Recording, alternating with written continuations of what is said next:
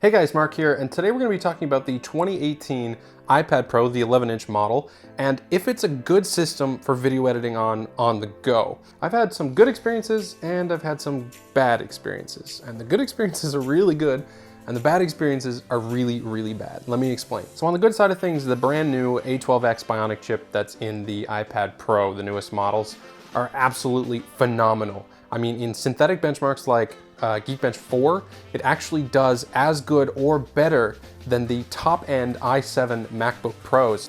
The Retina IPS display on the new iPads are also really, really good. They're very color accurate. It sits at about 2.5K in resolution, give or take a few pixels. The iPad runs on iOS 12, so it's got an excellent selection of apps there, from LumaFusion, which is my personal favorite, to Adobe Rush CC, which is also a really good app if you have the Adobe Creative Cloud. So the newest iPad Pros also come with USB-C, which is a great thing, and it's also kind of a bad thing because Apple has actually locked you out of using certain functionalities that you would normally get with just a regular Gen 3.1 USB-C port. What they allow you to do is you can charge the device with it, obviously.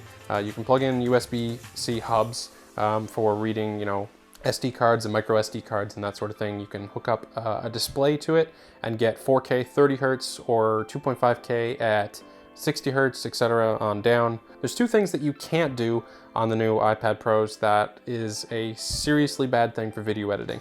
The first is you can't plug in a mouse. There's no mouse support in iOS 12. And you also can't, which is the biggest problem, you can't plug in external storage to the new iPad Pros. NANI? So if you have a USB-C 1 terabyte hard drive or something like that, you can't plug that into the iPad Pro and get external storage. So as you can imagine, the 64 gigabyte version that I have, the absolute base model, fills up really, really quickly, which is pretty bad when it comes to video editing. So if your main intent for this iPad Pro is to do video editing, you're gonna wanna get the highest end 1 terabyte, which is of course a lot more expensive, but it does come with 6 gigabytes of RAM as opposed to the 4 that's in this model, which is another bad thing that I don't really like.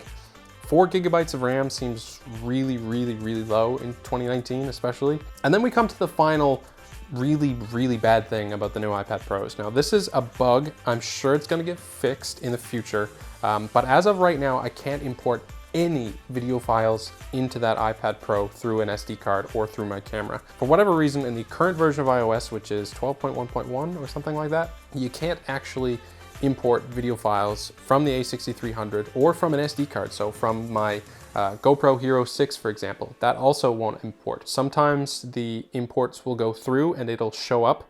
All the video files will come up on it. And other times the import window will appear and there will be no video files stored on the card according to the iPad Pro, which there is.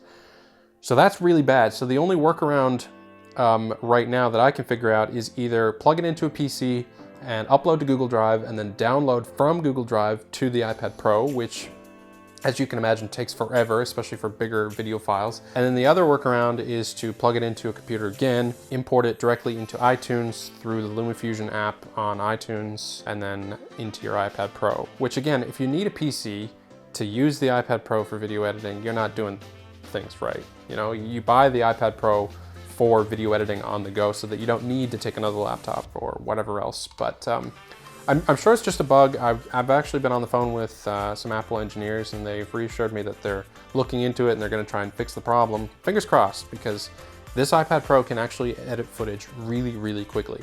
So with that A12X Bionic, you're looking at incredible, incredible fast render times.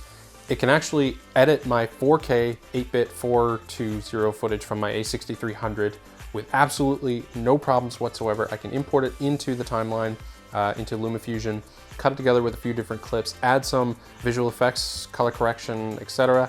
And it can play back that file in the timeline without rendering at 100% speed with no drop frames whatsoever. It's absolutely incredible that this little tablet can perform so well in video editing applications.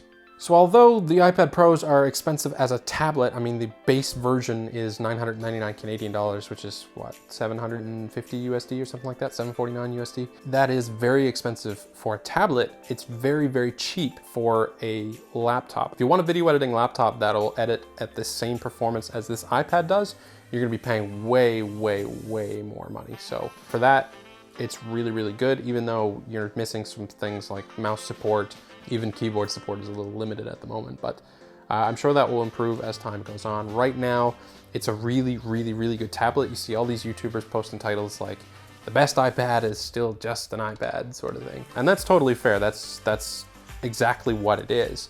However, as time goes on and bugs get fixed, I think it's going to be a lot closer to a laptop replacement, especially in terms of video editing, but right now it's just not really there yet. So overall, my experience with the new iPad Pro has been a lot more rewarding than I thought it was going to be. Video editing speed is absolutely fantastic. The fact that I can just play back 4K footage in real time with edits, with color correction on the new iPad Pro is just great. It renders really quickly.